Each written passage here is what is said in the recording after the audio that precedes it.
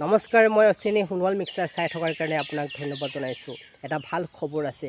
কৰবী সোণোৱাল এটা চিনাকি নাম, বহুতৰে চিনাকি, আৰু কৰবী সোণোৱালৰ এটা ভাল খবৰ আছে। এতিয়া বহুতে সুধিব পাৰে যিসকলে নাজানে কৰবী সোণোৱাল কোন। কৰবী সোণোৱাল হৈছে এজনী পাঞ্জা খেলুৱৈ। এতিয়ালৈকে বিভিন্ন স্থানত তাই বহুকেইটা বঁটা লাভ কৰিবলৈ সক্ষম হৈছে।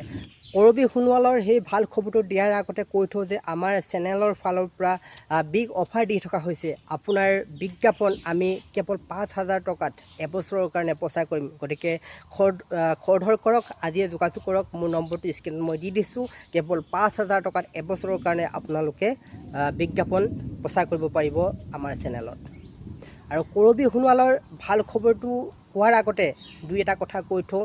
কৰবী সোণোৱালৰ ঘৰ আছিলে ধেমাজি জিলাৰ বাটঘৰীয়াত আৰু তাই বিয়া হৈছে যোৰহাটলৈ। 2022 চনত এছিয়া পৰ্যায়ত তাই ব্ৰঞ্জ পদক লাভ কৰিবলৈ সক্ষম হৈছিলে।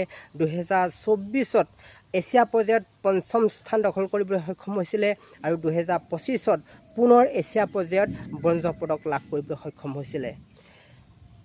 প্ৰ' পাঞ্জা লীগ 2025ত ৰোহটক ৰোডছৰ টীমৰ হৈ কৰবী সোণোৱালে খেলি ৰানাৰ আপ লাভ কৰিবলৈ সক্ষম হৈছিলে।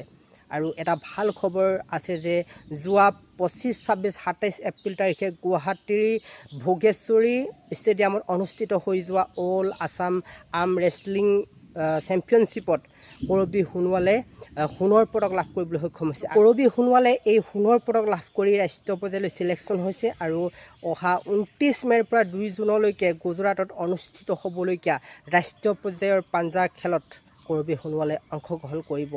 গতিকে আমি শুভকামনা জনাইছোঁ আৰু এই ভাল খবৰটো আপোনালোকৰ সৈতে শ্বেয়াৰ কৰিলোঁ।